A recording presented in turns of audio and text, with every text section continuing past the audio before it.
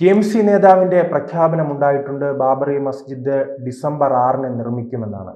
TMCയുടെ ലക്ഷ്യം എന്താണ്? പ്രത്യേകിച്ച് തെരഞ്ഞെടുപ്പ് അടുത്തിരിക്കുന്ന ഘട്ടത്തിൽ ഒരു വോട്ട് ബാങ്കിന് വേണ്ടിയാണോ അവരുടെ ഇത്തരം പ്രസ്താവനകൾ? തൃണമൂൽ കോൺഗ്രസ് അതിൻ്റെ നേതാവ് മമതാ ബാനർജിയും വലിയ ഭീതിയിലാണ്. ആ ഭീതി എന്ന് പറയുന്നത് ബീഹാറിൽ BJPക്ക് NDAക്ക് ഉണ്ടായ വിജയമാണ്. ആ വിജയം അവരെ ഹാലിളക്കിയിരിക്കുക, ആ പാർട്ടിയുടെ. കാരണം വലിയ തോതിൽ മുസ്ലിം വോട്ടുകളും NDA പക്ഷത്തേക്ക് പോയി എന്നും പരമ്പരാഗതമായി RJDയുടെ ഒപ്പം അല്ലെങ്കിൽ ഈ ഇന്ത്യ മുന്നണിക്കൊപ്പം നിരുന്ന മുസ്ലിം വോട്ടുകൾ അവർ പ്രതീക്ഷിച്ചതല്ല തീരെ കിട്ടിയില്ല എന്ന ഒരു യാഥാർത്ഥ്യവും മമതാ ബാനർജി വല്ലാതെ ഹാലിളക്കുന്നുണ്ട്. ഈ സാഹചര്യം ബംഗാളിലേക്ക് ആവർത്തിക്കുമോ എന്നുള്ള പേടി ഉറപ്പുണ്ട്. ആ പേടിയുടെ ഭാഗമായിട്ടാണ് ഇപ്പോൾ അവരുടെ തന്നെ ഒരു MLA ഹുമായൂൺ കബീർ എന്ന് പറയുന്ന TMCയുടെ MLA ഇന്നൊരു പ്രഖ്യാപനം നടത്തി. ഡിസംബർ 6-ാം തീയതി, അതായത് അന്നാണല്ലോ ഈ ബാബറി മസ്ജിദ് പൊളിച്ച ദിവസം, ആ ദിവസം മുർഷിദാബാദ് ജില്ലയിൽ ഒരു പള്ളിയുടെ പണി നമ്മൾ തുടങ്ങും. അതിൻ്റെ പേര് ബാബറി മസ്ജിദ് എന്നാണ്. പേര് മാത്രമല്ല, സെയിം സ്ട്രക്ചർ. ബാബറി മസ്ജിദ് എങ്ങനെയാണോ ഇരുന്നത് അതേ രൂപത്തിലുള്ളൊരു പള്ളി, അതിൻ്റെ റെപ്ലിക്ക പോലെ ഞങ്ങൾ മുർഷിദാബാദ് ജില്ലയിൽ ഉണ്ടാക്കിയെടുക്കും. അതുകൊണ്ട് ഈ ബാബറി മസ്ജിദിനോട് ഇന്ത്യയിലെ മുസ്ലിങ്ങൾക്കുള്ളൊരു വൈകാരികമായൊരു അടുപ്പമുണ്ട്. ആ അടുപ്പം ഞങ്ങൾ മുർഷിദാബാദ് ജില്ലയിലേക്ക് ആകർഷിക്കും.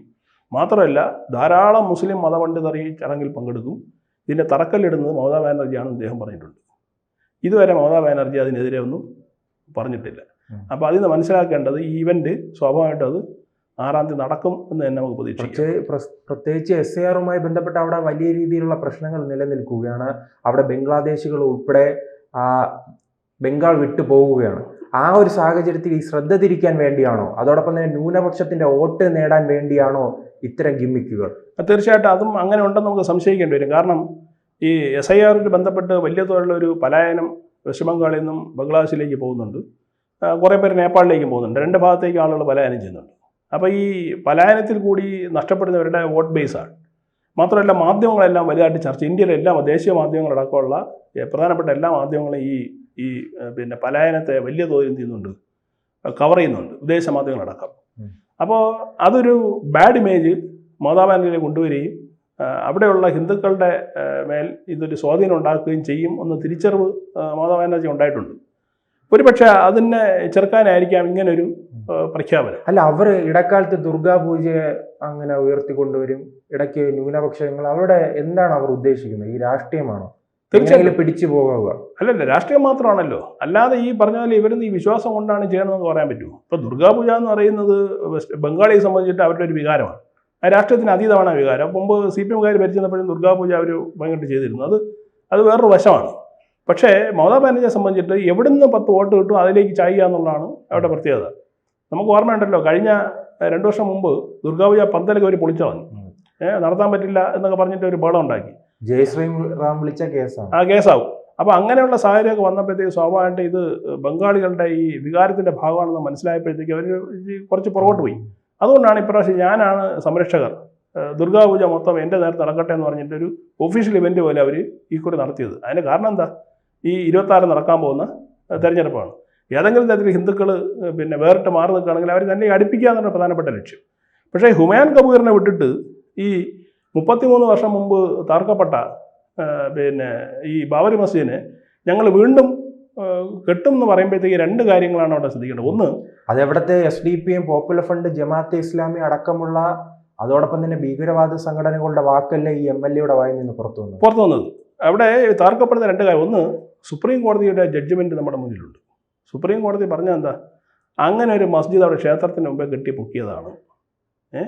അതുകൊണ്ട് അവിടെ എന്താണ്, ക്ഷേത്രഭൂമിയാണ്, രാമജന്മഭൂമി ട്രസ്റ്റിനാണ് അതിൻ്റെ അധികാരം എന്ന് പറഞ്ഞതിൻ്റെ അടിസ്ഥാനത്തിലാണല്ലോ അവിടെ ഈ മന്ദിരം, ക്ഷേത്രം കെട്ടാനുള്ള അനുമതി കൊടുത്തത്. അപ്പോൾ ഒന്നത്. 2, ഈ ബാബറിൻ്റെ ഓർമ്മകൾ, അതായത് ഒരു അധിനിവേശ ശക്തിയെ, അതിക്രൂരനായിട്ടുള്ള ഒരു മുഗൾ ഭരണാധികാരിയുടെ പഴയകാല ചരിത്രത്തെ വീണ്ടും പുനരുജ്ജീവിപ്പിക്കാനുള്ള ഒരു ശ്രമത്തിൻ്റെ ഭാഗമായിട്ടാണ് ഇതിനെ, ഈ കബീറിൻ്റെ ഈ പ്രസ്താവന നമുക്ക് കാണേണ്ടത്. അത് 2 തരത്തിൽ കാണും. ഒന്ന്, ഇത് സുപ്രീം കോടതി ചെയ്ത് തെറ്റാണ് എന്ന് ഇവർ പറയാതെ പറയുകയാണ്. ഇത് വലിയൊരു ഭിന്നിപ്പ് ഇന്ത്യയിലെ ജനങ്ങൾക്കിടയിൽ ഉണ്ടാകും, പ്രത്യേകിച്ച് ബംഗാളിൽ. ഇതെന്താ സംഭവിക്കാൻ പോകുന്നത്? മറുഭാഗങ്ങളിൽ ഹിന്ദുക്കളുടെ വലിയ അവമതിപ്പുണ്ടാക്കും, സ്വാഭാവികം കലാപങ്ങളുണ്ടാവാം. അപ്പോൾ ഈ കലാപങ്ങളുണ്ടായി അതിൽ നിന്ന് മുതലെടുക്കുക എന്നുള്ളതായിരിക്കാം ഒരു പക്ഷേ ഈ ശ്രീയുടെ ലക്ഷ്യം, ഈ മമതാ ബാനർജിയുടെയും TMCയുടെ ലക്ഷ്യം എന്നാണ് ഞാൻ മനസ്സിലാക്കുന്നത്. ഈ ബീഹാറിലെ തെരഞ്ഞെടുപ്പിന് പിന്നാലെ തന്നെ നരേന്ദ്രമോദി പറഞ്ഞിരുന്നു ഗംഗ ബീഹാറിൽ നിന്നും ബംഗാളിലേക്ക് ഒഴുകുന്നു എന്നത്. അപ്പോൾ BJP ഇപ്പോൾ വലിയ രീതിയിൽ ലക്ഷ്യമിടുന്നത്, ബംഗാൾ പിടിക്കണമെന്ന് ലക്ഷ്യമിടുന്നത് ഈ TMCയെ ഭയപ്പെടുത്തുന്നുണ്ടോ? തീർച്ചയായിട്ടും. അതായത് ഈ ടെമ്പിൾ പൊളിറ്റിക്സ് എന്ന് പറയുന്ന ഒരു സംഭവമുണ്ട്. ബീഹാറിൽ ഇപ്പോൾ ഒരു സീതാക്ഷേത്രം പണി നടക്കുകയാണ്. അവിടെ ഇപ്പോൾ ഈ എന്താണ് ഈ അലി നഗർ, ഈ അവിടെ ഇപ്പോൾ ഒരു 25 വയസ്സായ ഒരു മൈഥിലി താക്കൂർ, അതായത് ബിഹാരി ഫോക്ക് സോങ് ആലപിക്കുന്ന വളരെ പോപ്പുലറായ ഒരു പെൺകുട്ടിയാണ്. ആ കുട്ടിയെ നിർത്തിയിട്ടാണ് അവിടെ പിന്നെ അലി നഗർ സീറ്റ് പിടിച്ചത്. അപ്പോൾ അന്ന് ഈ മൈഥിലി പറഞ്ഞിരുന്നു ഇതിൻ്റെ പേര് സീതാനഗറാക്കി മാറ്റുമെന്ന്. കാര്യം സീതയുടെ ജന്മദേശം വരുന്ന ഒരു പ്രദേശമാണ്. സ്വാഭാവികമായിട്ട് അത് ഈ വർഷം തന്നെ നടപ്പിലാവും. പക്ഷേ ഇവിടെ ബംഗാളിൽ അതല്ല സ്ഥിതി.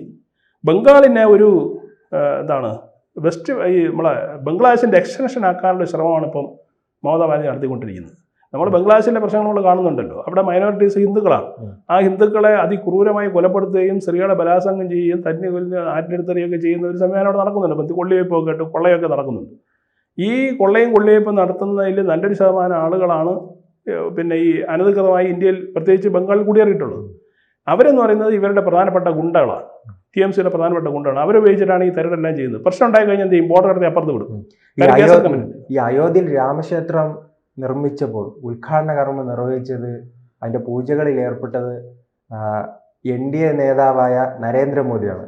അപ്പോൾ ഈ ബാബറി മസ്ജിദ് പണിയുമ്പോൾ അതിൻ്റെ ഉദ്ഘാടന ചടങ്ങിൽ പങ്കെടുക്കുന്നത് ആരായിരിക്കും? രാഹുൽ ഗാന്ധി ആയിരിക്കുമോ? തീർച്ചയായിട്ടും. അല്ല, ഈ തറക്കല്ലിടുന്ന മമതാ ബാനർജിയാണ് എങ്കിൽ സ്വാഭാവികമായിട്ടും പിന്നെ മസ്ജിദിന്റെ ഉദ്ഘാടനത്തിൽ രാഹുൽ ഗാന്ധിയോ സോണിയാഗാന്ധിയോ ഒക്കെ പ്രതീക്ഷിക്കാം.